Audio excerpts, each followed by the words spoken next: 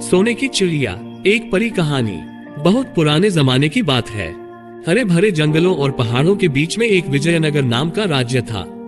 राजा के महल में एक बहुत सुंदर बाग था। बाग में तरह तरह के फूलों के पौधे और अनेक प्रकार के मीठे फलों के पेड़ थे। लेकिन इस बाग में सबसे आश्चर्यजनक चीज थी। उस बाग में एक आम का पेड़ था जिसमें सोने के आम लगते थे। राजा ने इस पेड़ की देखभाल का खास इंतजाम कर रखा था।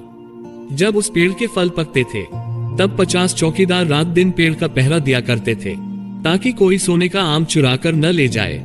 लेकिन एक दिन की बात है, बाग के माली ने जब सोने के आमों को गिना तो उसमें से एक आम गायब था। उसने तुरंत जाकर राजा को आम चोरी होने की सूचना दे दी। राजा फौरन बाग में पहुंचा। उसे ये देखकर बड़ा आश्चर्य हुआ कि यहाँ पर देखभाल का इतना पक्का इंतजाम होने पर भी एक आम किसी ने चुरा लिया है। उसने ऐलान किया कि जो भी सोने के आम को चुराने वाले चोर का पता लगाएगा उसे इनाम दिया जाएगा। ये बात सुनकर राजा का सबसे बड़ा राजकुमार राजा के पास पहुंचा और बोला कि पिताजी, अगर आपकी आज्ञा हो तो रात में मैं पहरा दूंगा और चोर को पकड़ने की कोशिश करूंगा। राजा ने बड़े राजकुमार को पहरा देने की इजाजत दे दी। बड़ा राजकुमार रात में पहरा देने लगा, लेकिन 2 घंटे बाद ही उसे नींद आ गई और वह सो गया। सुबह उठकर जब उसने आमों को गिना तो वह देखकर परेशान हो गया कि रात भर में एक और आम गायब हो गया था। इसके बाद दूसरी रात को मंझले राजकुमार ने पहरा देने का काम संभाला। उसे भी नींद आ गई और तीसरा आम चोरी हो गया। राजा बहुत चिंतित था। दरबारियों की भी समझ में नहीं आ रहा था कि क्या किया जाए। सब लोग राजा के दरबार में उदास बैठे थे। इतने में सबसे छोटा राजकुमार आया और उसने कहा कि आज की रात मैं आम की रखवाली करूंगा और चोर को पकड़ूंगा। राजा सबसे छोटे राजकुमार से खुश नहीं रहता था। वह उसे मूर्ख समझता था। राजा ने उसे फटकारते हुए कहा, तुम क्या समझते हो अपने आप को? तुम क्या चोर को पकड़ कर लेकर आओगे? तुमसे बड़े और तुमसे ज्यादा समझदार दोनों राजकुमार इस काम में असफल हो चुके हैं। तुम जाओ अपना काम करो। लेकिन छोटा राजकुमार नहीं माना। उसने राजा से प्रार्थना की कि उसे एक मौका जरूर दिया जाए। अंत में राजा राजी हो गया। राजकुमार रात में पहरा देने लगा। उसने तय किया कि वह किसी भी हालत में नहीं सोएगा और चोर को जरूर पकड़ेगा। जब आधी रात हुई और रात को लगभग 12:30 बजे का समय हुआ तो राजकुमार ने देखा कि एक सुंदर सोने की चिड़िया कहीं से उड़ती हुई आई और आम के पेड़ पर बैठ गई। उसने देखते देखते सोने का एक आम तोड़कर अपनी चोंच में पकड़ लिया। राजकुमार ने फौरन निशाना साधकर तीर चला दिया, लेकिन तीर चिड़िया को नहीं लगा और वह पंख फड़फड़ाकर उड़ गई। हाँ, इतना अवश्य हुआ कि उसका एक सुनहरा पंख टूटकर जमीन पर गिर गया। दूसरे दिन सुबह राजकुमार ने राजा को सारी बात बता दी और वह सोने का पंख उनके सामने रख दिया। पंख इतना सुंदर और इतना कीमती था कि राजा उसे देखता ही रह गया। राजा ने पंख को देखते हुए कहा, अगर उस चिड़िया का एक पंख इतना सुंदर है तो वह चिड़िया कितनी सुंदर होगी। मैं चाहता हूँ कि उस चिड़िया को कोई पकड़कर मेरे पास लेकर आए। सबसे पहले बड़ा राजकुमार इस काम के लिए रवाना हुआ। चलते चलते वह एक जंगल में पहुंचा। वहां उसने एक लोमड़ी को एक पेड़ के नीचे आराम करते हुए देखा। राजकुमार ने मौका देखकर तीर अपने धनुष पर चढ़ा लिया। वह तीर छोड़ने ही जा रहा था कि लोमड़ी ने चिल्लाकर कहा, राजकुमार, मुझे मत मारो। मुझे पता है कि तुम सोने की चिड़िया की खोज में निकले हो। तुम मेरी राय मानो तो तुम्हारा काम जल्दी ही पूरा हो जाएगा। तुम इसी रास्ते से सीधे चले जाओ। शाम होने पर तुम एक गांव में पहुंचोगे। वहां तुम्हें आमने सामने 2 सराय मिलेंगी। एक सराय खूब सजी सजाए और सुंदर सी होगी, लेकिन तुम उसमें मत जाना। तुम उसके सामने वाली दूसरी सराय में चले जाना और वहीं रात गुजारना, जो बहुत मामूली और देखने में भी भद्दी सी होगी। ऐसा करने पर तुम्हारा काम आसानी से पूरा हो जाएगा। लोमड़ी की बात सुनकर राजकुमार को हंसी आ गई। उसने लोमड़ी को चिल्लाकर कहा, भाग जा यहाँ से, मुझे तुम्हारी सलाह की जरूरत नहीं है। ये कहकर उसने तीर छोड़ दिया, लेकिन लोमड़ी बहुत चालाक थी। वह बचकर निकल भागी। राजकुमार आगे चलता गया। शाम को जब वह एक गांव में पहुंचा तो उसने देखा कि वहां सड़क के किनारे सचमुच 2 सराय थी। उनमें से एक सराय खूब सजी सजाई थी और उसके अंदर से लोगों के नाचने गाने की आवाजें आ रही थी। दूसरी सराय भद्दी सी थी और वहां अंधेरा घिरा हुआ था। राजकुमार सजी सजाई सराय में चला गया। थोड़ी देर में वह भूल गया कि वह असल में सोने की चिड़िया की खोज में निकला था। उधर जब काफी समय बीत गया और बड़ा राजकुमार नहीं लौटा तो मंझला राजकुमार सोने की चिड़िया की खोज में चल पड़ा। वह भी उसी तरह चलते चलते जंगल में पहुंचा तो उसे भी वही लोमड़ी पेड़ के नीचे आराम करती हुई मिली। इस राजकुमार ने भी लोमड़ी की बात पर कोई ध्यान नहीं दिया। जब वह शाम को उस गांव में पहुंचा तो बड़े राजकुमार की तरह सजी सजाई सराय में ठहरा। वहां के नाच रंग में मस्त होकर वह भी अपना काम भूल गया। यहाँ तक कि उसे घर लौटने की भी सुध न रही। अंत में सबसे छोटे राजकुमार ने राजा से कहा कि मैं सोने की चिड़िया की खोज में जाऊंगा। राजा को विश्वास था कि जब उससे बड़े दोनों राजकुमार इस काम में सफल नहीं हुए तो इसे और भी सफलता नहीं मिलेगी। लेकिन उसके जिद करने पर राजा ने उसे इजाजत दे दी। छोटा राजकुमार तैयार होकर सोने की चिड़िया की खोज में निकला। जंगल में उसे भी लोमड़ी मिली। राजकुमार ने लोमड़ी की बात को ध्यान से सुना और लोमड़ी से कहा, ठीक है, तुम जैसा कह रही हो मैं वैसा ही करूंगा। अब तुम जाओ, मैं तुम्हें नहीं मारूंगा। इस पर लोमड़ी खुश होकर बोली, तुम सबसे अच्छे राजकुमार मालूम होते हो। तुमने मेरी बात का मजाक नहीं उड़ाया और मुझ पर तीर नहीं चलाया। मैं तुमसे खुश हूँ और तुम्हारी मदद करूंगी। आओ, तुम मेरी पूंछ पर बैठ जाओ, मैं तुम्हें उस सराय तक पहुंचा देती हूँ। देखते देखते लोमड़ी की पूंछ काफी बड़ी हो गई और राजकुमार उस पर बैठ गया। उसके बैठते ही लोमड़ी हवा में उड़ने लगी और थोड़ी ही देर में मैदानों और पहाड़ों को पार करके उसी गांव में जा पहुंची। राजकुमार ने उसकी सलाह को मानकर छोटी और पुरानी सराय में ही डेरा डाल दिया। वह दूसरी सजी सजाई सराय से दूर ही रहा।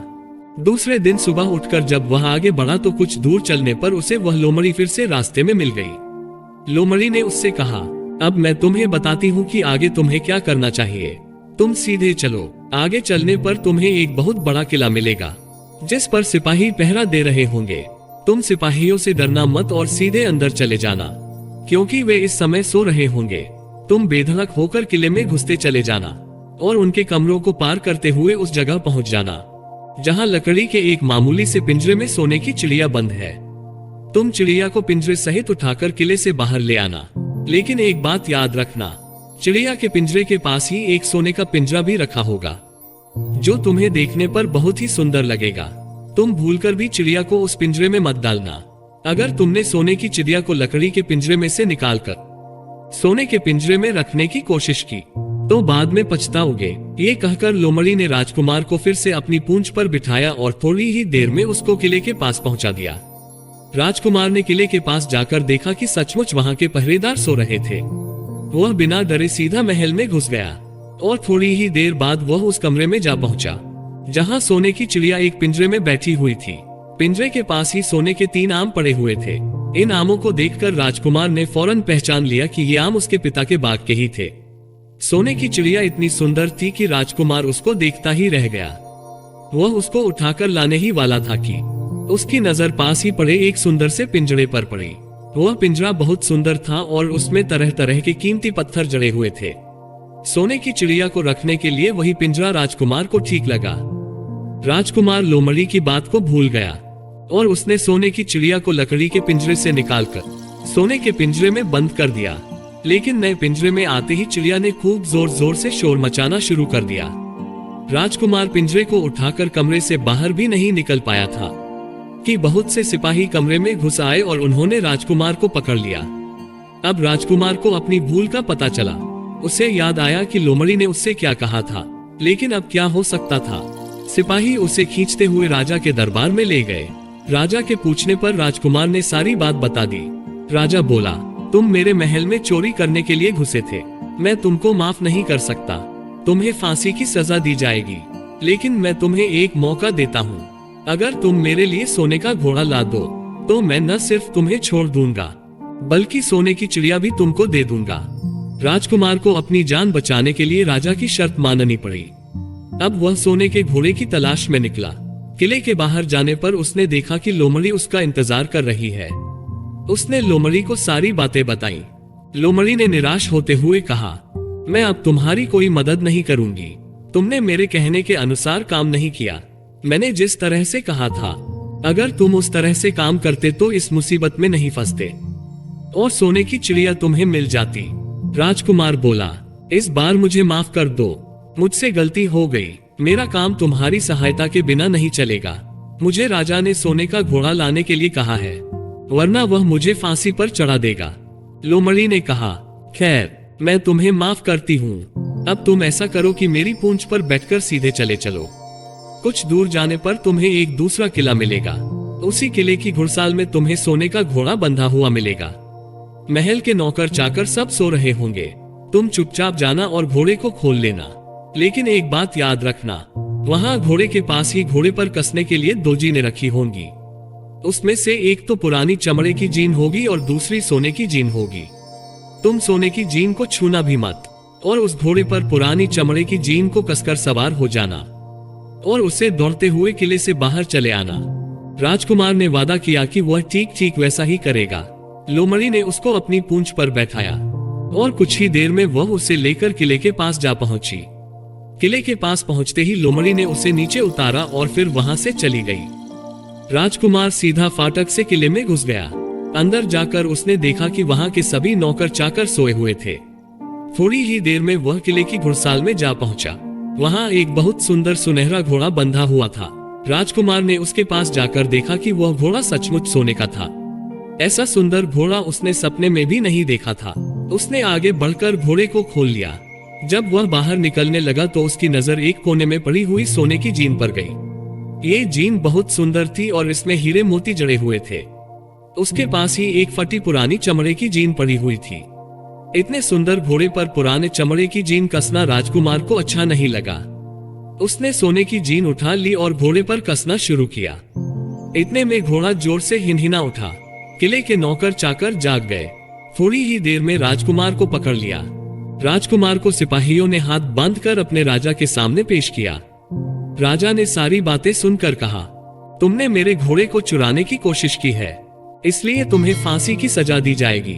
लेकिन अगर तुम मेरा एक काम कर दो तो मैं तुम्हें छोड़ सकता हूँ। यहाँ से कुछ ही दूर एक सोने का महल है और उसमें बहुत सुंदर राजकुमारी रहती है। अगर तुम अपनी जान बचाना चाहते हो तो उस राजकुमारी को मेरे पास ले आओ।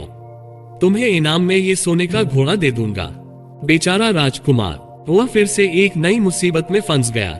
उसे मजबूर होकर राजा की शर्त माननी पड़ी। अब वह सोने के महल की खोज में निकला। कुछ दूर चलने पर फिर उसे वह लोमड़ी मिली।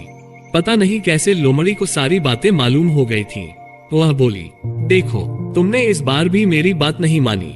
मेरी बात मान जाते तो यह नई मुसीबत तुम्हारे गले नहीं पड़ती।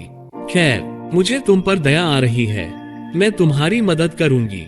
चलो, मैं तुमको सोने के महल के पास पहुंचाए देती हूँ। तुम महल के बाहर ही कहीं पीछे छिपे रहना। जब उसमें से शाम को राजकुमारी तालाब में नहाने के लिए बाहर आए तो तुम आगे बढ़कर उसका हाथ पकड़ लेना। जैसे ही तुम उसको छुओगे, राजकुमारी तुम्हारे साथ आने के लिए राजी हो जाएगी। लेकिन एक बात याद रखना, तुम उसको वहां से अपने साथ ले आना। उसे वापस महल में मत जाने देना। वह तुमसे कहेगी कि मैं अभी अपने माता पिता से मिलकर आती हूँ, लेकिन तुम उसकी बातों में मत आना, वरना फिर मुसीबत में फंस जाओगे। ये कहकर लोमड़ी ने फिर से अपनी पूंछ फैला दी और राजकुमार उस पर बैठ गया। देखते ही देखते लोमड़ी हवा में उड़ती हुई कुछ देर में सोने के महल के पास जा पहुंची। महल के पास पहुंचते ही राजकुमार एक पेड़ की आड़ में छिपकर बैठ गया। शाम को जब राजकुमारी नहाने के लिए किले से बाहर आई तो राजकुमार ने हिम्मत करके राजकुमारी के पास जाकर उसका हाथ पकड़ लिया। उसके छूते ही राजकुमारी उसके साथ चलने के लिए तैयार हो गई। वह बोली, राजकुमार, तुम मुझे जहां भी ले जाना चाहोगे मैं तुम्हारे साथ चलूंगी, लेकिन तुम्हारे साथ जाने से पहले मुझे थोड़ी देर के लिए अपने माता पिता से मिलकर आ जाने दो। राजकुमार ने कहा, नहीं, यह नहीं होगा, तुम्हें तुरंत मेरे साथ चलना पड़ेगा। लेकिन राजकुमारी रोने लगी। इतनी सुंदर राजकुमारी को रोते देखकर राजकुमार का मन पिघल गया। अंत में वह राजी हो गया और बोला, जाओ, थोड़ी देर के लिए माता पिता से मिलाओ, लेकिन फिर तुरंत बाहर चली आना। लेकिन राजकुमारी ने जैसे ही किले में पैर रखा, किले के पहरेदार जाग गए और उन्होंने राजकुमार को पकड़ लिया। राजकुमार बहुत पछताया, लेकिन अब क्या हो सकता था। सिपाहियों ने उसे अपने राजा के सामने पेश किया। राजा बहुत निराश था। उसने उसी वक्त हुक्म दिया, इस राजकुमार को फौरन फांसी पर चढ़ा दिया जाए। ये सुनकर राजकुमार रोने गिड़गिड़ाने लगा। इस पर राजा ने थोड़ी देर विचार करने के बाद कहा, मैं अपनी आज्ञा वापस नहीं ले सकता, लेकिन अगर तुम मेरा एक काम कर दो तो तुम्हारी जान बच सकती है। हमारे किले के ठीक सामने ये जो बड़ा पहाड़ है, इसके कारण हमारे किले की सुंदरता नष्ट होती है। अगर तुम 8 दिन में इस पहाड़ को खोदकर साफ कर दो तो हम तुम्हें क्षमा कर देंगे और राजकुमारी का विवाह तुम्हारे साथ कर देंगे। राजकुमार किले के बाहर आकर पहाड़ को देखने लगा। उसके हाथ में एक छोटी सी कुदाली थी। उसकी समझ में नहीं आ रहा था कि इतना बड़ा पहाड़ 8 दिन में वह कैसे खोद सकेगा। फिर भी उसे अपनी जान तो बचानी ही थी, इसलिए वह पहाड़ खोदने लगा। धीरे धीरे 7 दिन बीत गए। इतने दिन तक लगातार खोदने पर भी पहाड़ का सिर्फ एक कोना ही खोद सका।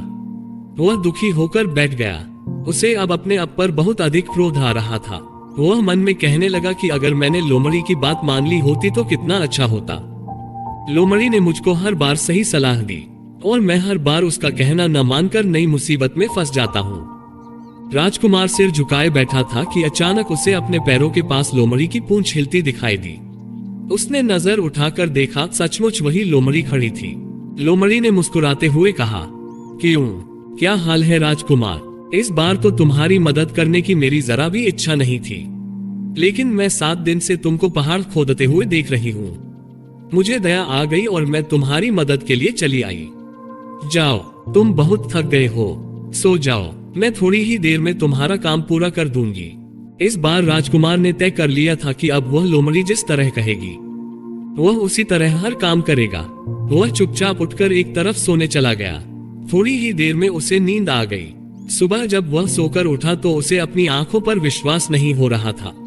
वहां कहीं भी पहाड़ का नामो निशान नहीं था और महल का सुंदर दृश्य दिखाई दे रहा था। राजकुमार सीधा राजा के पास पहुंचा। राजा उसके काम से बहुत खुश था। उसने तुरंत अपने वादे के अनुसार राजकुमारी के साथ उसका विवाह कर दिया। जब राजकुमार उस सुंदर राजकुमारी के साथ कुछ दूर चला तो उसे रास्ते में फिर वही लोमड़ी मिली। लोमड़ी बोली, बधाई हो राजकुमार। राजकुमारी के साथ तुम्हें देखकर मुझे बड़ी खुशी हो रही है, लेकिन अब तुम्हें सोने का घोड़ा और सोने की चिड़िया भी प्राप्त करनी चाहिए, क्योंकि वे दोनों चीजें तुम्हारे ही लायक है और तुम उन्हें आसानी से प्राप्त कर सकते हो। राजकुमार बोला, लेकिन भला मुझे सोने का घोड़ा और सोने की चिड़िया कैसे मिल सकती है? मैं तो इस राजकुमारी को भी उस राजा के पास ले जा रहा हूँ। लोमड़ी ने कहा, नहीं, तुम ऐसा काम कभी मत करना। इस राजकुमारी के साथ तुम्हारा विवाह हुआ है और अब ये तुम्हारी पत्नी है। अगर तुम मेरे कहने के अनुसार काम करो तो तुम्हें सोने का घोड़ा और सोने की चिड़िया भी मिल सकती है। तुम पहले इस राजकुमारी को लेकर सोने के घोड़े वाले राजा के पास जाओ। राजा खुश होकर तुमको सोने का घोड़ा दे देगा। तुम घोड़े पर सवार हो जाना और सवार होकर सबसे विदा लेना। राजकुमारी से तुम सबसे बाद में विदा लेना। जैसे ही तुम राजकुमारी के पास पहुंचो, तुम उसे हाथ से पकड़कर घोड़े के ऊपर खींच लेना और घोड़े को दौड़ा देना। सोने का घोड़ा इतना तेज दौड़ता है कि दुनिया का तेज से तेज घोड़ा भी उसकी बराबरी नहीं कर सकता। जाओ, तुम पहले इतना काम पूरा करो। इसके बाद आगे का काम मैं तुम्हें बाद में बताऊंगी। मैं तुम्हें वहां रास्ते में मिलूंगी। राजकुमार ने ठीक वैसा ही किया जैसा लोमड़ी ने उससे कहा था। जब सोने के घोड़े वाले राजा ने खुश होकर उसे इनाम में सोने का घोड़ा दिया तो राजकुमार उस पर सवार हो गया और उससे विदा लेने लगा। अंत में वह राजकुमारी को उठाकर घोड़े को तेजी से दौड़ाता हुआ किले से बहुत दूर निकल आया। रास्ते में एक पेड़ के नीचे लोमड़ी उसका इंतजार कर रही थी। उसे देखकर लोमड़ी बोली, शाबाश, अब तुम सोने की चिड़िया भी प्राप्त कर लो। जब तुम सोने की चिड़िया वाले राजा के पास पहुंचोगे तो वह इस घोड़े को देखकर बहुत खुश होगा। तुम उससे कहना कि पहले सोने की चिड़िया का पिंजरा मेरे हाथ में दे दो, तब मैं ये घोड़ा तुमको दूंगा। जब वह पिंजरा तुम्हारे पास लाए तो तुम पिंजरा उसके हाथ से छीन लेना और घोड़े को दौड़ा देना। बस ऐसे चिड़िया तुमको मिल जाएगी और कोई तुम्हें पकड़ भी नहीं सकेगा। इस बार भी राजकुमार ने ठीक वैसा ही किया। वह राजकुमारी के साथ ही घोड़े पर बैठा रहा और जब राजा ने उसके हाथ में सोने की चिड़िया का पिंजरा दिया तो उसने देखते ही देखते घोड़े की लगाम झटका दी और सोने का घोड़ा हवा से बातें करने लगा। कुछ दूर चलने पर लोमड़ी उससे मिली। राजकुमार ने उससे कहा, तुमने मेरी बड़ी मदद की है। तुम्हारी वजह से मुझे न सिर्फ सोने की चिड़िया मिली बल्कि सोने का घोड़ा और इतनी सुंदर राजकुमारी भी मिल गई। बताओ, मैं तुमको क्या इनाम दूं? मैं तुमको कुछ न कुछ जरूर देना चाहता हूँ। लोमड़ी ने कहा, अगर तुम खुश हो तो मेरा एक काम कर दो। तुम एक तीर चलाकर मुझे मार दो। इस समय तुम यही सबसे बड़ा काम मेरे लिए कर सकते हो। राजकुमार ने कहा, भला ये कैसे हो सकता है? तुमने मेरी इतनी मदद की और मैं बदले में तुम्हें मार दूं? मुझसे यह नहीं होगा। ये सुनकर लोमड़ी दुखी होकर बोली, अगर तुम मेरा ये काम नहीं कर सकते तो फिर ठीक है, जाओ, लेकिन मैं तुम्हारी भलाई के लिए ही कह रही हूँ कि तुम दो बातें जरूर याद रखना। एक तो तुम किसी कुएं की दीवार पर मत बैठना, और दूसरे तुम ऐसे लोगों के लिए धन मत खर्च करना जिन्हें फांसी मिलने वाली हो। राजकुमार बोला, तुम भी अजीब हो, तुम्हारी बातें मेरी समझ में ही नहीं आती। भला मैं कभी कुएं की दीवार पर क्यों बैठूंगा और ऐसे आदमियों पर धन क्यों खर्च करूंगा जिनको फांसी दी जाने वाली हो। लेकिन लोमड़ी ने उसकी बात का कोई जवाब नहीं दिया और अलविदा कहकर वहां से चली गई। राजकुमार सोने का घोड़ा दौड़ता हुआ आगे बढ़ा। राजकुमारी उसके साथ ही बैठी हुई थी और सोने की चिड़िया का पिंजरा उसके हाथ में था। कुछ ही देर में राजकुमार उस छोटे गांव में जा पहुंचा जिसमें वे दोनों सराय थीं।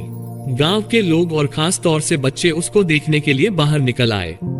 सोने के घोड़े पर इतने सुंदर राजकुमार के साथ बैठी एक राजकुमारी को देखकर सभी लोग चकित थे।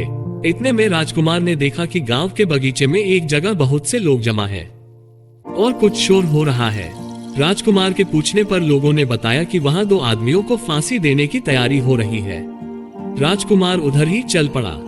वहां पहुंचने पर उसने पहचान लिया कि जिन आदमियों को फांसी दी जाने वाली थी वे और कोई नहीं बल्कि उसके ही भाई थे। वे लोग तब से उसी सजी सजाई सराय में रह रहे थे और तरह तरह के बुरे काम करते थे। वे जुआ भी खेलते थे और जुए में बहुत सा धन हार चुके थे। उन्होंने लोगों से बहुत सा रुपया भी उधार लिया था। इन्हीं सब बातों से चिढ़कर अब गांव वाले उन्हें फांसी पर चढ़ाने जा रहे थे। राजकुमार भला ये कैसे होने देता। उसने लोगों से कहा कि मुझसे रुपया ले लो और इन लोगों को छोड़ दो। उसके बहुत कहने सुनने पर लोग राजी हो गए और उन्होंने उन दोनों आदमियों को रिहा कर दिया। राजकुमार अपने भाइयों को छुड़ाकर आगे चला। कुछ दूर चलने पर जंगल में उन्हें एक कुआं दिखाई दिया। बड़े राजकुमार ने बोला, यहाँ पर कुछ देर कुएं के पास आराम करते हैं। कुएं से ठंडा पानी पीने के बाद हम लोग आगे चलेंगे। छोटा राजकुमार राजी हो गया।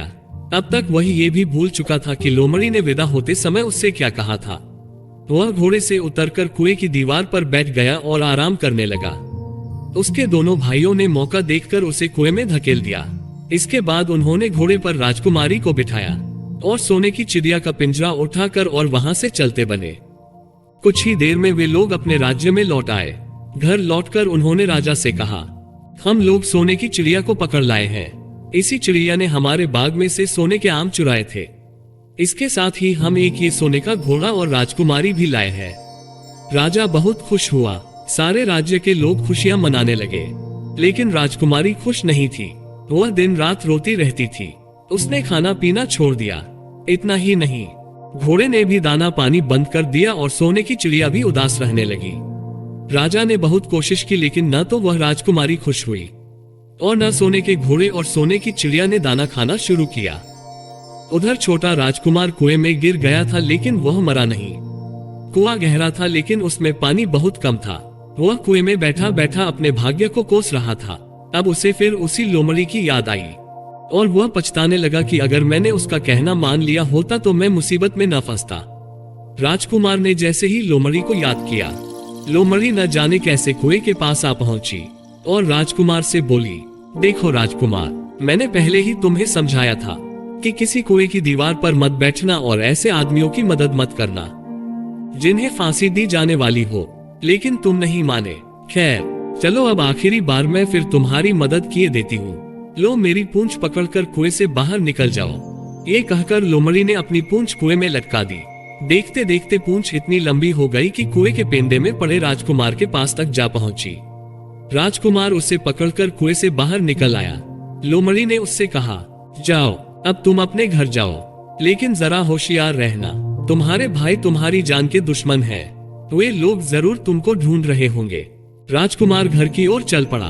अपने राज में पहुंचने पर उसे एक भिखारी मिला। भिखारी को उसने अपने सुंदर कपड़े दान में दे दिए और उनके भद्दे पुराने कपड़े पहन लिए। इस तरह भेष बदलकर वह अपने किले में पहुंचा। वहां उसके पहुंचने पर एक बड़ी आश्चर्यजनक बात हुई। सोने का घोड़ा खुशी से हिनहिनाने लगा और दाना खाने लगा।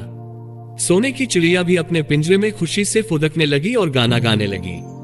राजकुमारी ने अपने आंसू पोंछ डाले और वह भी खुश दिखाई देने लगी। लेकिन राजा की समझ में कुछ नहीं आया। उसने राजकुमारी से इसका कारण पूछा तो वह बोली, मैंने तो पहले ही आपको सारी कहानी बता दी थी। आपके बड़े और मंझले राजकुमार ने छोटे राजकुमार के साथ धोखा किया है। इन्होंने आपको भी धोखा दिया है, लेकिन अब आपका छोटा राजकुमार यहाँ पर आ पहुंचा है, इसीलिए मुझे बहुत खुशी हो रही है। उसी के साथ मेरी शादी हुई है और मैं उसके साथ ही सुखी रह सकती हूँ। फिर उसने मैले कुचैले कपड़े पहने एक आदमी की ओर इशारा करते हुए कहा, वो रहा आपका छोटा राजकुमार। राजा ने भी अपने छोटे लड़के को पहचान लिया। अब राजा ने अपने छोटे बेटे के बारे में अपने विचार बदल दिए। अब वह उसको बहुत समझदार और बहादुर मानने लगा और उससे बहुत अधिक प्यार करने लगा। उसने उसको राजगद्दी पर बिठाने का निश्चय किया। बड़े और मंझले राजकुमार ने अपने छोटे भाई को ही धोखा नहीं दिया था, बल्कि राजा को भी धोखा दिया था। इससे राजा उनसे बहुत नाराज था। उसने उन दोनों को अपने राज्य से निकलवा दिया। इसके बाद बड़ी धूमधाम से राजकुमारी के साथ राजकुमार का विवाह हुआ और दोनों सुख से रहने लगे। लेकिन राजकुमार उस लोमड़ी को नहीं भूला था जिसने उसकी सहायता की थी। एक दिन समय निकालकर वह जंगल में उस लोमड़ी की खोज में निकला। बहुत ढूंढने के बाद एक पेड़ की डाल पर उसने उस लोमड़ी को चुपचाप बैठे हुए देखा। लोमड़ी बहुत उदास थी और पहले से बहुत ज्यादा दुबली भी हो गई थी। राजकुमार को देखते ही लोमड़ी ने उसे पहचान लिया और कहा, क्या बात है, कहो राजकुमार, आज इधर कैसे भूल पड़े? राजकुमार ने कहा, मैं आज तुम्हें ही ढूंढने के लिए आया हूँ। चलो मेरे बाग में आराम से रहना, वहाँ तुम्हें किसी तरह की तकलीफ नहीं होगी। यहाँ तो जंगल में तुम्हें खाने पीने की तकलीफ होती होगी और जंगली जानवरों और शिकारियों का डर बना रहता होगा। लोमड़ी ने कहा, नहीं राजकुमार, मैं यहाँ ठीक हूँ और भला अब तुम्हें मेरे दुख से क्या लेना देना? तुम्हारा काम निकल गया, अब तुम सुख से अपने राज में रहो। राजकुमार बोला, नहीं, तुमने मुझ पर बड़ा उपकार किया है, मैं तुम्हें इनाम देना चाहता हूँ और अपने साथ ही रखना चाहता हूँ। राजकुमारी भी बहुत खुश होगी, वह भी तुमसे मिलना चाहती है। लोमड़ी बोली, अगर तुम सचमुच मुझे इनाम देना चाहते हो तो मेरा एक काम कर दो। मैंने तुमसे पहले भी कहा था कि तुम तीर चलाकर मुझे मार दो, इसी से मेरा लाभ होगा। असल में एक जादूगर ने मुझ पर जादू कर रखा है। मैं लोमड़ी नहीं हूँ, मुझे उसके जादू के प्रभाव से लोमड़ी के रूप में रहना पड़ रहा है। मैं तो उसी देश का राजकुमार हूँ जहाँ की राजकुमारी से तुम्हारा विवाह हुआ है। असल में वह राजकुमारी मेरी छोटी बहन है। अगर तुम तीर चलाकर मुझे मार दोगे तो इस जादू से मुझे मुक्ति मिल जाएगी और मैं फिर अपने देश लौट सकूंगा। राजकुमार को ये सुनकर बड़ा आश्चर्य हुआ। उसने फौरन अपने धनुष पर तीर चढ़ाया और लोमड़ी की ओर छोड़ दिया। तीर के लगते ही लोमड़ी मर गई और उसमें से एक सुंदर सा राजकुमार निकल आया। फिर दोनों राजकुमार आपस में गले मिले। इसके बाद दोनों राजकुमार वापस महल में लौट आए। वहां राजकुमारी अपने भाई से मिलकर बहुत खुश हुई। इस तरह इस कहानी में छोटे राजकुमार ने अपने साहस और लोमड़ी की मदद से सोने की चिड़िया और सोने का घोड़ा प्राप्त किया। साथ ही एक सुंदर राजकुमारी से विवाह भी कर लिया। अब राजकुमार अपने पिता की नजरों में पहले से अधिक समझदार और साहसी राजकुमार बन चुका था। राजकुमार उस लोमड़ी को नहीं भूला और उसको जादू से मुक्ति दिलाकर अपनी छोटी बहन से भी मिला दिया। दोस्तों, अगर आपको ये कहानी अच्छी लगी हो तो लाइक जरूर करें और अगर आपको मोटिवेशनल वीडियो देखना पसंद है तो आप स्टोरी के चैनल को सब्सक्राइब करके बेल आइकन को प्रेस कर ले ताकि लेटेस्ट वीडियो का नोटिफिकेशन आपको सबसे पहले मिल जाए। Thank you for watching.